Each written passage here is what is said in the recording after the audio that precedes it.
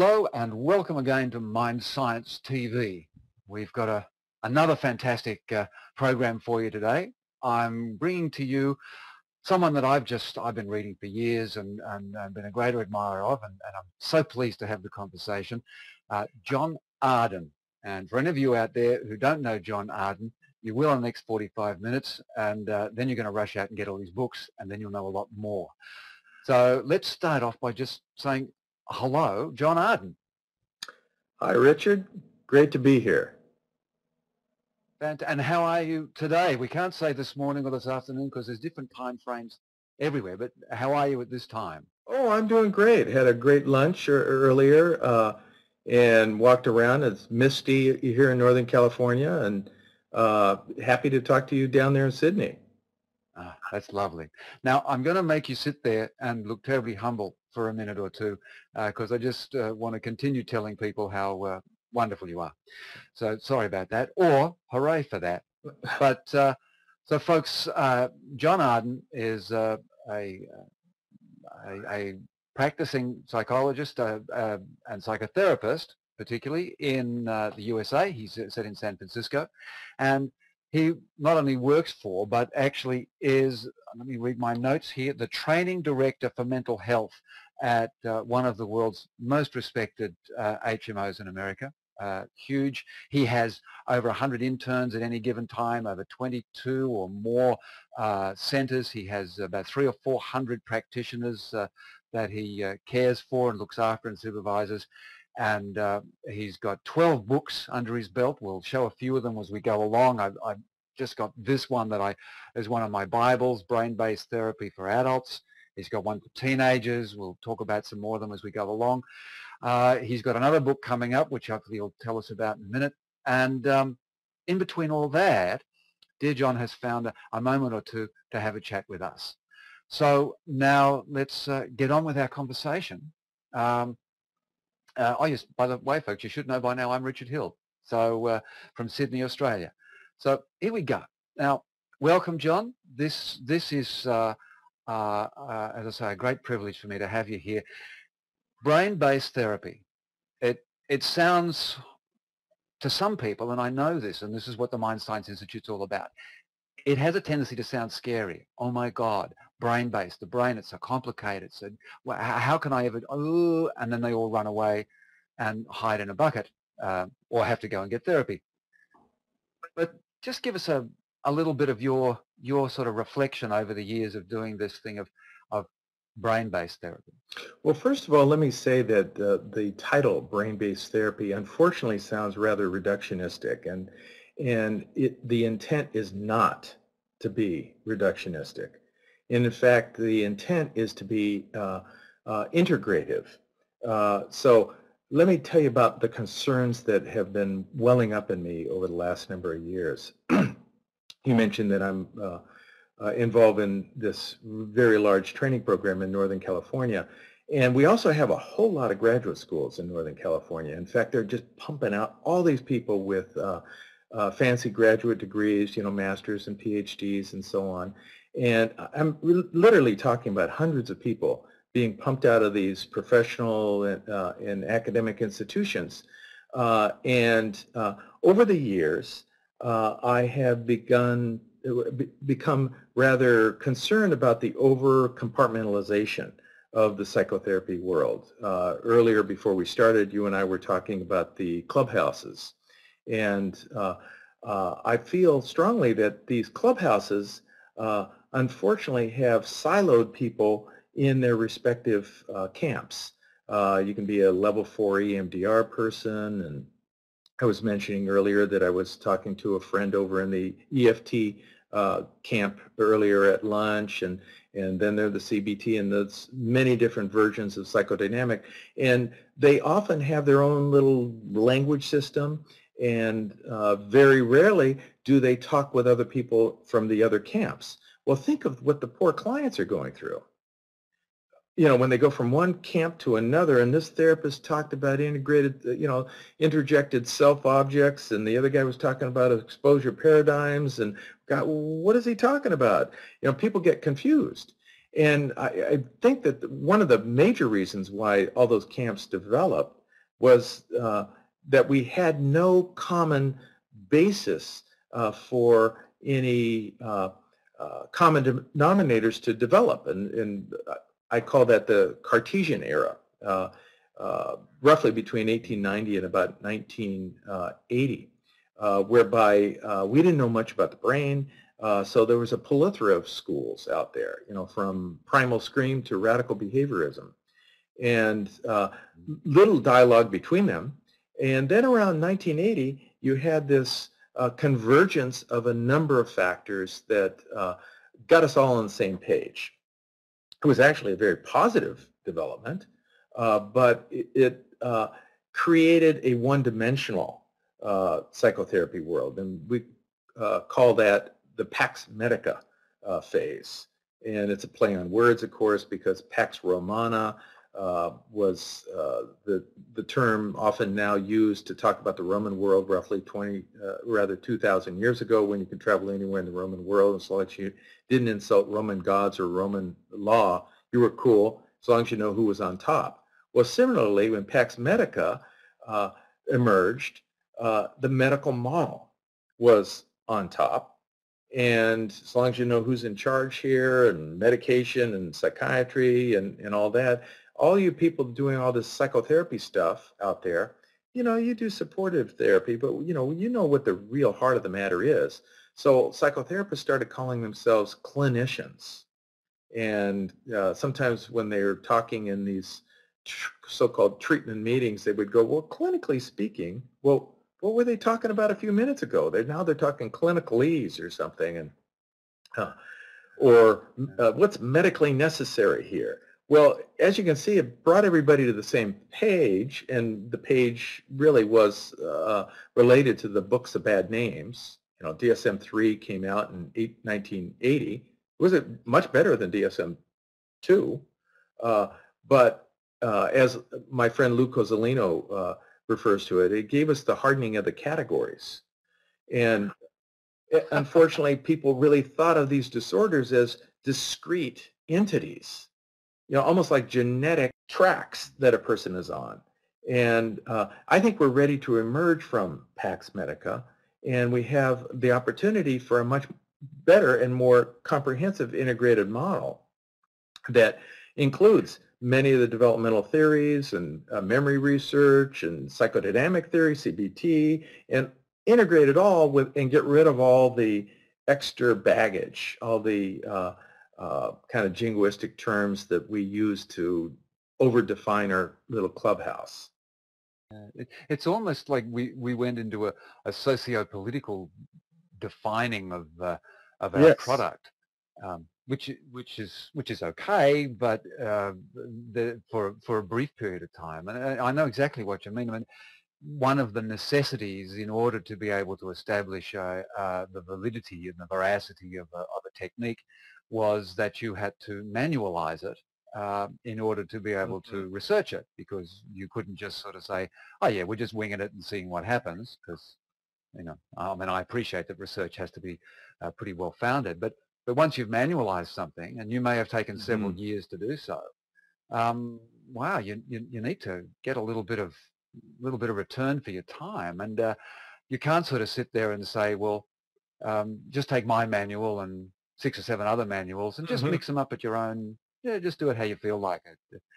But of course, that's exactly what Erickson said to us. And I'm sort of quite fascinated by Erickson. So Erickson just sort of said, the client will tell you what their therapy is, because they're actually practicing the therapy that's best of it. The trouble is they're just practicing it badly, and they need some help. Very true.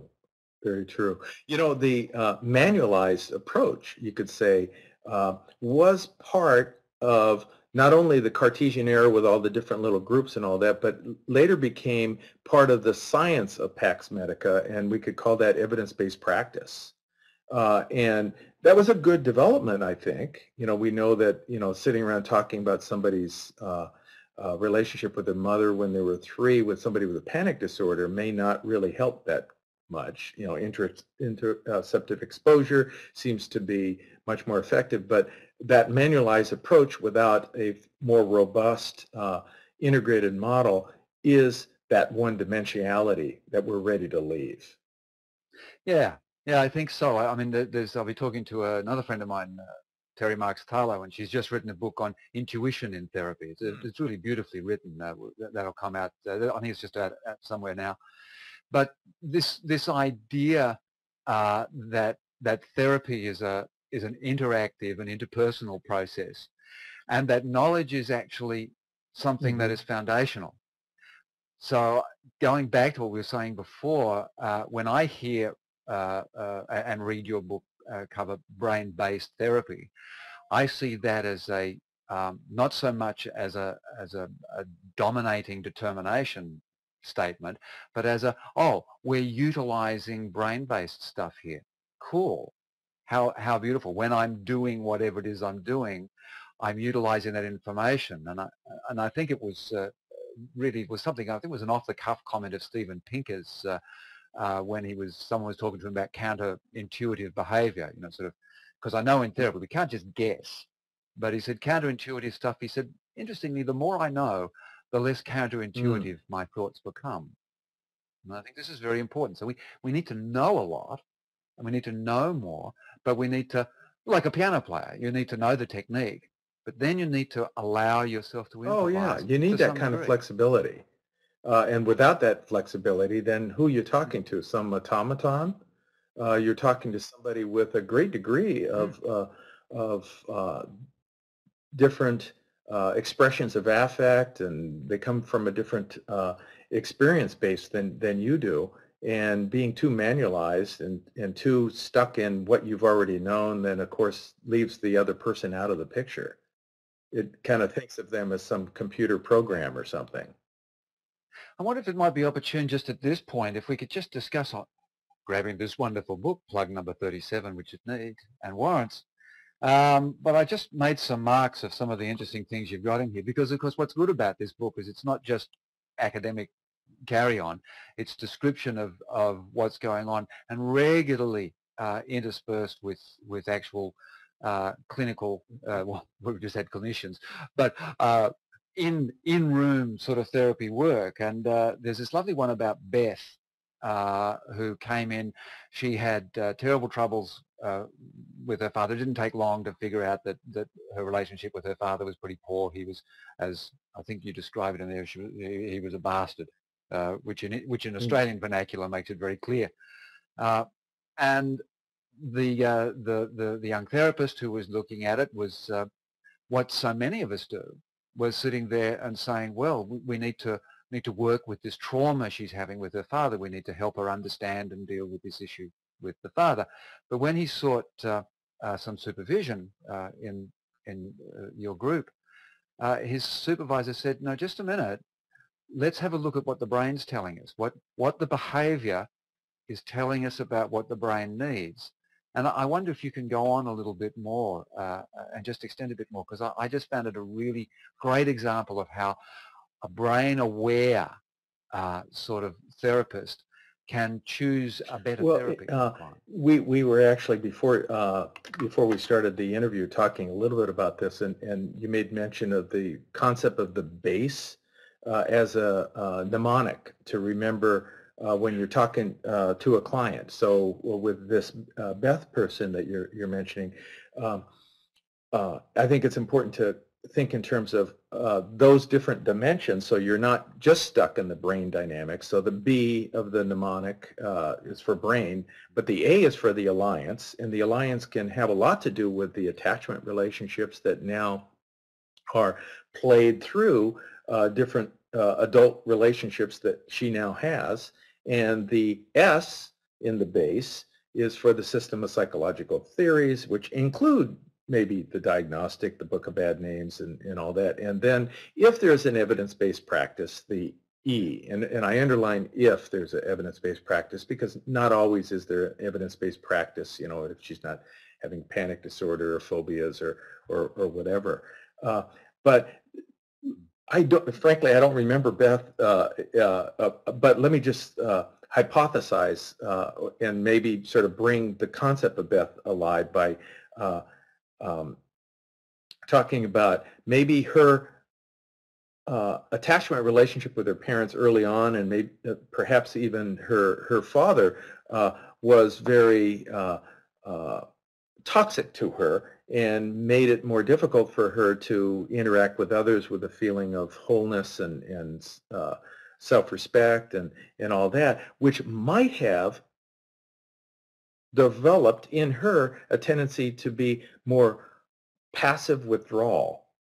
And that passive withdrawal, from the B perspective in base, would be much more of a right frontal as opposed to left frontal activation, because we know that when the right frontal lobe is activated a whole lot, we have a tendency not only to see big pictures and all that, and certainly more negative emotions than positive emotions on the left, but also withdrawal and avoidance.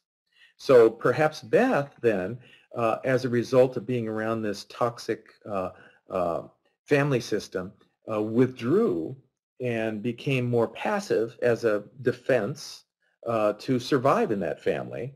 And unfortunately, what we also know that unfortunately plays out in maybe Beth's life is that passive withdrawals and overactive right prefrontal cortex has a tendency to kindle anxiety. And we know that thanks to some great work at University of Wisconsin, Richard Davidson and others have found that overactive right prefrontal cortex are indicative of anxiety, and underactive left being more indicative of depression. So here we have, as a result perhaps of this not so warm and loving family environment, a person that might have adapted by becoming more avoidant and withdrawal when she interacts in, let's say, stressful interpersonal situations. And that then kindles up a depressive cycle and has a tendency to perhaps not regulate her affect very well, because it seems that the left prefrontal is better at controlling or regulating affect than the right prefrontal is. So she might have a little bit more of an activated amygdala, hyperactive amygdala. So here we have all these dimensions, the brain dynamics, the attachment alliance that might have something to do with my interaction and my attempt to develop a good therapeutic relationship with her, because she might then withdraw and be a little bit more avoidant to various dynamics in our communication, and then understanding how those memory systems work, which I think is really a major foundation to any therapeutic encounter in terms of long-term efficacy, in terms of what we're doing and all that, which is part of the S, we'd say. And then let's say that she's got an anxiety disorder. I want to think in terms of whether or not there is a evidence-based practice. In this case, we could say that exposure is a good idea. Withdrawal and avoidance, not so good idea. In fact, that would contribute to more anxiety. And you know, I mean, you wrote this book some years ago, so that's not a current that's not a current case in your thinking, but you're still able to, based on just a couple of simple aspects from using the brain as your understanding of the brain, you're able to wax lyrical for beautiful 3 or 4 minutes there. Because one of the things certainly that I've found as I work, when I've had a couple of clients with this sort of early trauma stuff, that it's actually not the trauma that that's the issue. And I think this is the case with Beth and what you're talking about there. With the avoidance, when they avoid, that means they're not allowing brain activity, they're not allowing brain development. And so what actually is exactly as you say, because of avoidance, instead of developing her regulating processes from the sort of left prefrontal cortex, they're undeveloped. But actually her trauma ones are highly developed. So rather than trying to make her do something to her trauma context, it's actually doing something to her regulating context.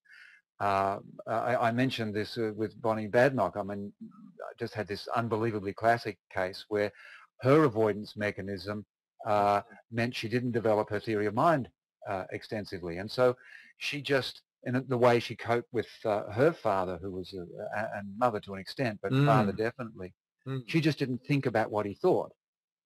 So at 30, she didn't know how to think about what other people thought. So I'm going, wow, this is temporal parietal junction stuff. Yeah. Yeah. Then go off and do my research.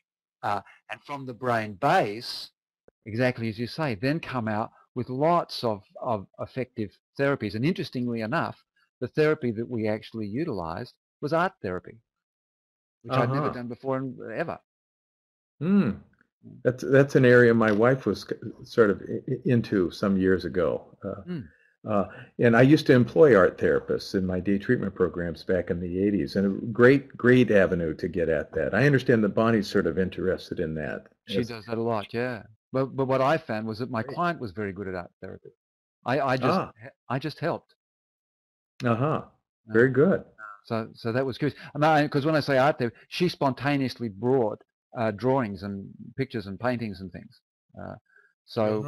That's actually what I mean by it, which is a really curious thing. But that sort of actually takes me to another really good bit in your book. There were two there, but one particularly was talking about. Oh, John, yes. I just wanted to give credit to my co-author, who's a very close friend of mine, Lloyd Linford. So when you say my book, I want to make sure that people know that it's not just my book, but my very good friend Lloyd Linford, who's this very wise and gentle, warm human being, and what a great writer he is. He's a better writer than I am. Oh, that's kind, and I do. You're quite right. In doing that. In fact, it's an expression of your good character. I mean, it really is something about. Not everybody would have mentioned that. We won't talk about that. But moving on, just going, because I was going to say, when you're talking about therapy, there's and in the brain-based therapy book, and there's a lot of conversation about it at the moment. What makes the good therapy? Is it the practice, the technique? Meaning a therapist generated thing, which we've actually been discussing that maybe that's not so much the case. Is it client-based, where is it strictly this sort of, was Erickson saying that's the only way, and I don't think he was, that you just do what the client does.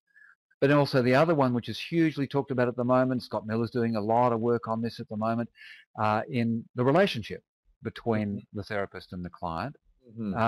And there's a bit of discussion, do a nice chapter of discussion here of I think very prescient to what's going on at the moment in relation to what makes an excellent piece of therapy.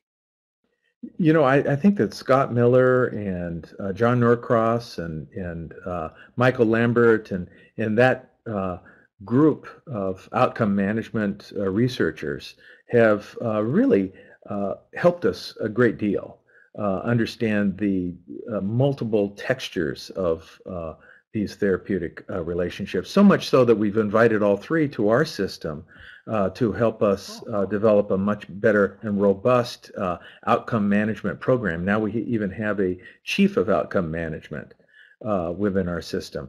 And we're finding out, well, they are actually finding out all sorts of pretty amazing things about how little we know about what goes on in a therapeutic encounter, such as, for example, many of us are such poor judges of what's happening in a therapeutic encounter or a series of therapeutic encounters, and that 80% of us think we're better than average. And the math isn't very good there, right? And it turns out that according to some research, that those people that think they're better than average are the ones that are worse than average, based on the client report and all that. I like to talk about how before we started to include these outcome reports, giving a client a questionnaire right after the session and then them giving you feedback, not in the session, but afterwards, that we would do these member patient satisfaction reports. So let's say they go up, they see me, and they get something in the mail to measure through a questionnaire, how did you this guy, Dr. Arden, approach your problems, and were you satisfied, and everything else. And we would call those the MPS scores. And my job, some years ago, back in the 90s, when I was the chief psychologist at this very large medical center in Vallejo, I would have these, I would have to sit down with a psychologist because I was the supervisor of all the psychologists, and we had, I don't know, about 25 of them, and then I was a supervisor of another 10. So I'd have to sit down with these people, and some of them would have bad MPS scores. And but interestingly, those people that had the bad MPS scores thought they were better than average. And one of the people that I sat down with that would always get really bad MPS scores, when I said, well, geez, let's use the word Barbara. Barbara, if maybe we could work together, and I could maybe give you some suggestions about how we might improve this area. And she says, well, I know I see these scores and everything, but it's just not how I see things. Well, that's the point. The client sees them differently. So you can see this big gap between, and she thought she was just so much better than average. I mean, she was on top of everything. And anyway, I think this new effort to take a look at the other side of the evidence-based practice group is the outcome management. And these psychotherapy research conferences have pretty healthy discussions about what is going on in therapy from these different angles. Yeah, I think so. I mean, I thought that the encouraging thing of some of the statistics that Scott was doing, particularly in that thing of therapists, their opinion of themselves, that even when you look at the overall statistic, there was sort of 80%, but what it tended to be was that those that overestimated themselves always overestimated themselves. Those that estimated themselves well always estimated themselves well, and those that underestimated tend to always underestimate. So it wasn't that 80% of therapists get it wrong. Sort of there's a percentage that get it 100% right. And then there's a percentage. So if we just do some work to help those that are showing these lower scores, then that'll improve. But I just taking it to the average guy out there. I mean, we've got MPSS scores and forms and hassling things. Is it just as effective, really, for the therapist to be saying to their client that type of thing of how's it going? Oh, sure. I think that's been part of our lore all along. But I'm wondering, and as I heard from when we brought some of these figures in, say Michael Lambert, for example, that oftentimes a client is less comfortable saying how it's going, and maybe a little bit more comfortable when it's a little bit more anonymous. So like we all want to make the person sitting in the room with us to feel okay, and we don't want to upset them or humiliate them, most of us.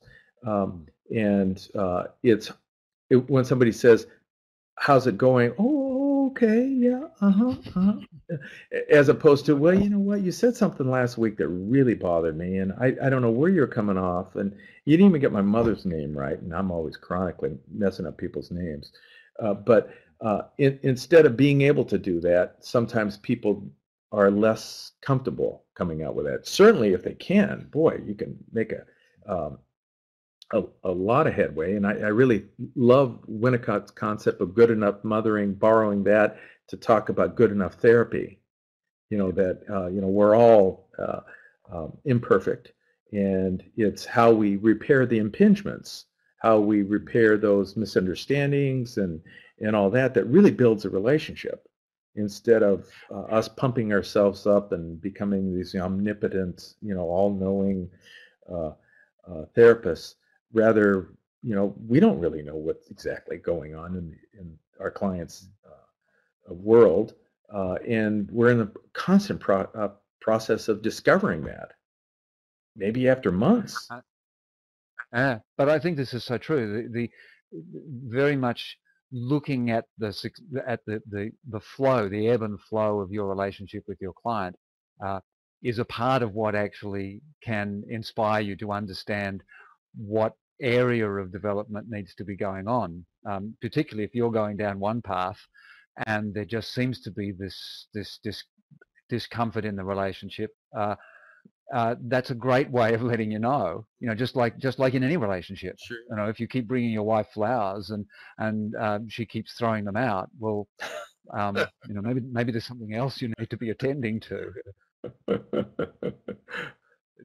Or what if, But I know with Michael. what if she says, "Oh, those are pretty flowers," and then rolls her eyes, and you don't even know that she's rolling her eyes? Then it's a little bit more problematic. And I think Michael Lambert's stuff. I know Michael was doing a talk and I was listening with great fascination to what he was saying, and I began to hear the grumbles around me from therapists, and that feeling of well, that's not going to tell them about me. Well, my theory, the winner-loser world theory. No one wants to be wrong. There's this huge pressure to be not wrong. Yeah. So this is really interesting. This for you. You really do not only see your own practice, but you see this overall practice. So this is a big insight that you get. Yeah, and the other part of it, in addition to that messiness, is how much. God, how can I say it in a tactful way? But I think we think too much of ourselves as all. I hear so many people talking about. Well, when I was in training, and as if they got all this incredible, depth and everything, and now they're this all-knowing person, and I got to say that my adolescent hero was Socrates, and he was fond of talking about how ignorant he was, I guess you could say, in a more metaphorical way, and that he was constantly in this process of discovering. And I really think that though we are talking about this major sea change occurring in the mental health world, this integrative model moving away from Pax Medica and all that, I am convinced that in 5 years, I'll be looking back at what I thought and maybe even what I wrote about. I might scratch my head and go, God, what was I thinking? God, what a primitive understanding of what, because, the next generation, I really feel is, boy, it's an exciting time to get into this field. I believe the economy, though, unfortunately, in mental health is not so good, and there's going to be a lot of people not going into it because of their concern about not making an adequate living and all that. But in terms of the discovery, boy, what an exciting period! Because what we know now is just so primitive. But God, it's so much better than what we knew before. Yes, I think it's primitive, but I think it's well founded. Yes, it's not sort of. I don't think we're back at the sort of like the physicians in the medieval era saying how wonderful, bleeding people to remove their humors. I think we're on a sort of a correct path, but it's early days, and I think what is interesting and hopefully is exciting for me with the Mindscience Institute is that although you're used to talking to Americans and American psychotherapists, as we're doing this here, you're also talking to people now in Singapore and India and Japan, and we've got some people in Europe, some in Norway. We've got a couple of people from Afghanistan. I know we've got at least one fellow from Morocco. Great. And this is a whole new area of therapeutic development, which is moving, which is utilizing the Western models and massaging them into something that is culturally specific and new. And I think this is kind of what we're talking about, even in Western stuff. We've got it to a point. Now let's start to keep it pliable, keep it plastic. I'm really glad that you're bringing up this international dimension here, and I'm very fortunate to speak at the International Congress of Psychology in Cape Town coming up this summer. And the title of the talk, the subtitle from Brain-Based Therapy, the subtitle is a cross-cultural and common denominator among among theoretical schools. So it's this, it's not one size fits all, but I think this next era will factor in many dimensions that go beyond the boundaries of our culture. And for example, I really love Paul Ekman's work on facial expressions, and he's done a tremendous amount of research across the globe. Way back in the mid-60s, finding these small villages in New Guinea that didn't have much contact with Westerners at all, to try to see if there is any common emotional expression through the face. I think this new era can help us take a look at some of the common factors, and then you have superimposed upon those common factors all the cultural factors and the individualistic factors that are always at play. It's not like, you and I are the same just because we have a human brain, but there are some common denominators among us because we have a human brain. And then you superimpose all these other layers, the culture and the families and everything else. Well, the wonderful thing is a two-way street. The biology and the brain create the mind, but the mind also goes back and affects the biology and the neuroscience. And the pathway to get to various areas of brain development varies, and that's what we need to understand as therapists. But the orbito-prefrontal cortex will always be the place for error detection. And the basal ganglia will always be the area that has automatic thoughts and movements, and the amygdala will always be the area that holds these fearful things. It's just the nature of the way in which it gets there can be very different, and utilize different parts of the brain. There's a beautiful slide I've got of a Western mathematician and a Chinese mathematician. And the two brains are all, the fMRI, they're almost completely different. There's some common areas, but what they're basically saying is that a Chinese mathematician arrives at the answer in an entirely different utilization of brain processing than the Western one. Rich, and it's just, if you don't terrific. mind, can you send me that image? I would love to get that image. Yeah, I've got it around somewhere. I would love to show that as part of my presentations. That'd be great. I'd love to have that. Well, I think there's also something we were saying before, which is good for the people listening to actually bring to the fore, and it's a huge part of the Mindscience Institute's philosophy.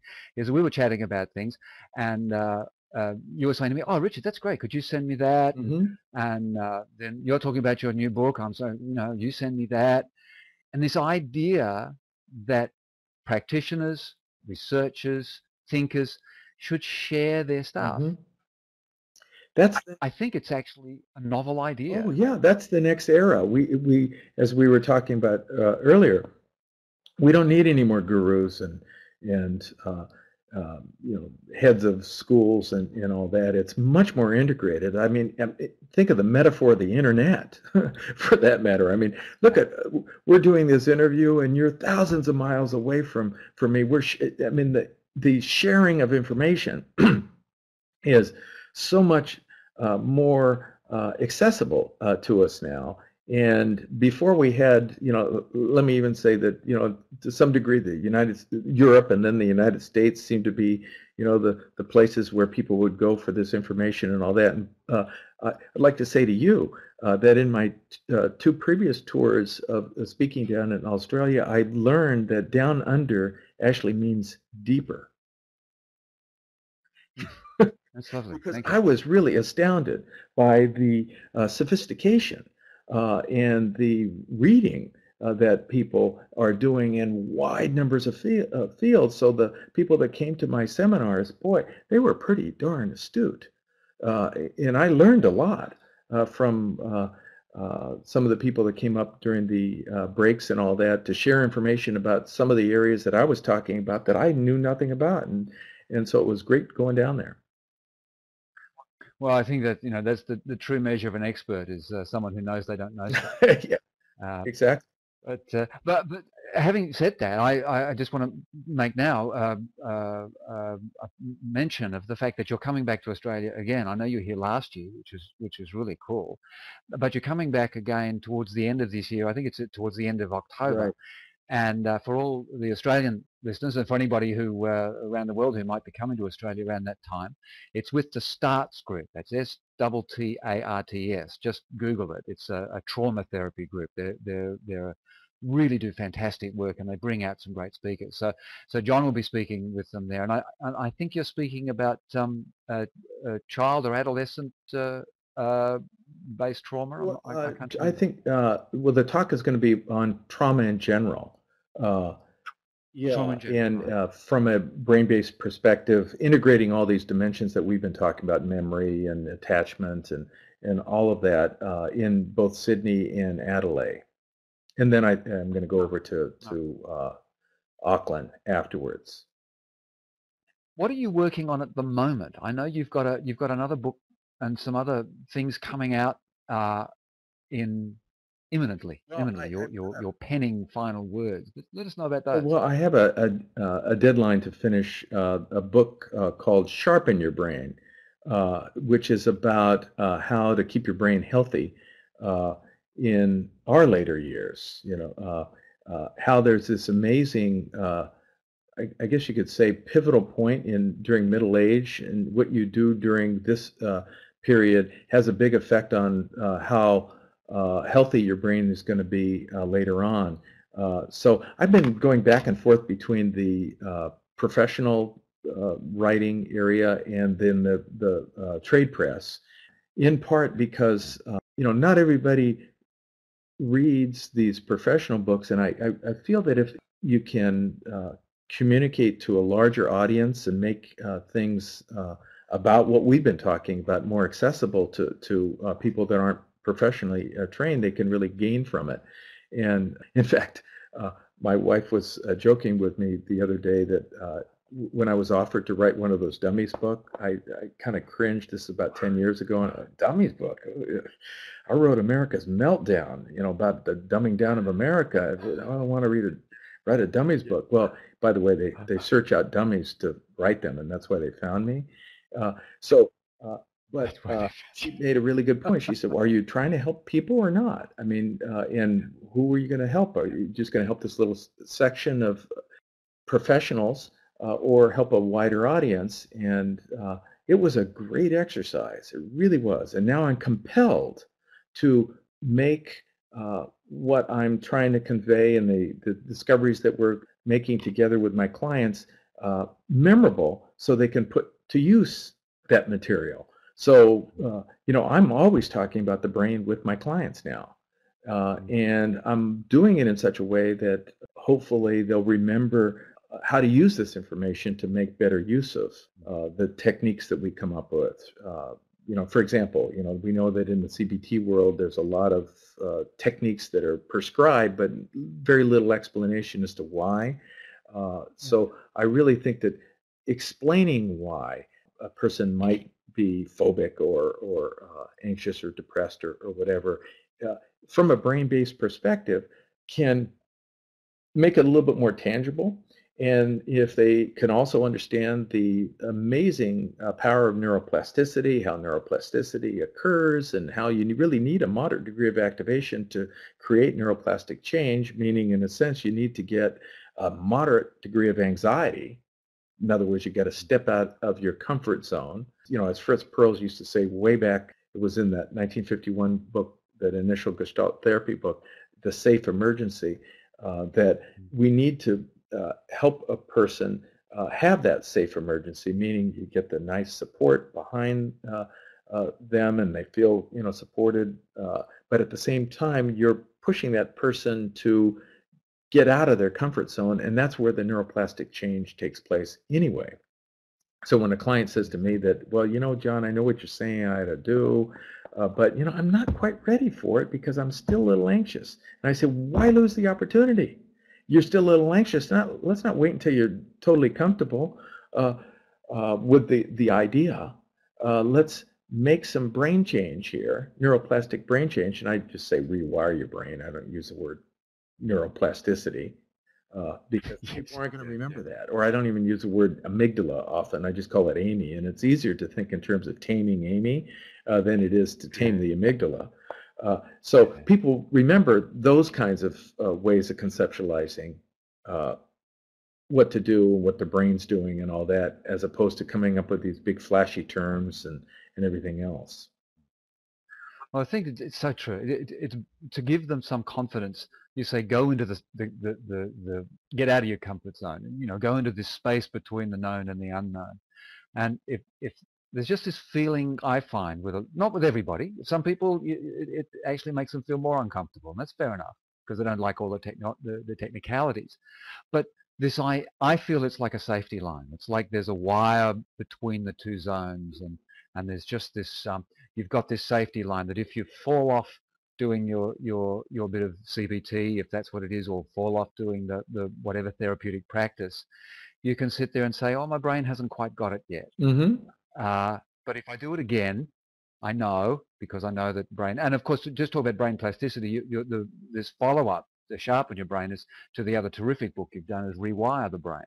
So that was only a year or so ago. So people, again, get out there and look it up. I've actually haven't got it here. I've got it in the office. So, mm-hmm. So all this stuff, and I think unfortunately, I just look at the clock. We've got to wind up now, or otherwise people, because I know a lot of people listen to these during their lunch hour, which is really nice. So we've been in between peanut butter sandwiches and coffee, but if we wind it up now, I think it's a good point to wind it up. That with the use of the knowledge of the brain, which is the organ we treat, mm-hmm. As well as the rest of the body, and in the Mind Science Institute talks, we'll be hearing a lot about the rest of the body. We're not just sticking with the neurons. Mm-hmm. That you can actually provide confidence for your client, confidence for yourself, and perhaps a greater capacity to get a more accurate idea of the success or the benefit of the therapy you're doing. Mm-hmm. And I think this is part of the enormous contribution that you've certainly made over the last 10 or 15 years with these wonderful books. Well, as you said before, we're all in this, and that is an amazing collaborative effort. And interestingly, and I would rather I should say importantly, people out there that are coming to us are reading Newsweek, Time Magazine, whatever, New York Times, Australian Times articles about the brain. And if they go in to their therapist and they say, hey, I heard of this, I read this stuff about neuroplasticity. Do you know anything about that?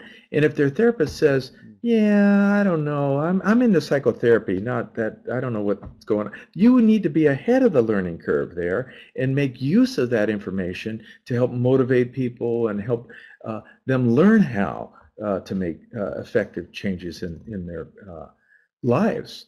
And so this material, since this material is out there, not only should we know about it, but we also ought to make use of it. I think so. I was in the art gallery there. That we've got a new art gallery or an old art gallery just been renovated, and there were two of the guides or the caretaker girls were there. The young girls, and they were talking about some brain stuff, and it was all wrong. So I just sort of stepped over and I said, "Oh, look, pardon me, but I'm into neuroscience and." But perhaps you could get some guidance. They were fascinated. Uh-huh. Their eyes were wide open, and I explained the things and clarified the stuff they were on about. And she said, "Oh, could you come in every day?" I think our clients, by and large, and certainly those that want it, they need to want it. I think they're ready to know more than just go out and do this, trust me. Yeah, exactly. That trust me part, there's this big gap, and they want to know why. Most people want to know why. Wouldn't you want to know why? I'd want to know why. Well, that's why I ended up here. Yeah, right. All right, John, it's a great night. Do we want to know why? That's the question that John and I leave, and now I'll talk to you again directly, everybody. This is what we leave you with. Do you want to know why? And I suspect that because you're listening to this show, you do. And do you have friends who want to know why. Well, send them a link to this episode, this program of Mind Science TV. It's free for everybody. This is my gift and wonderful people like John's gift to you guys. But for now, we want to give you the introduction and the insight through these wonderful free opportunities, and Mind Science TV is just another one of those. And I just have to say to you, John, thank you, thank you, thank you so much for giving your time. And we hope you can come and join us again sometime. Oh, well, thank you. Great conversation. I really enjoyed it.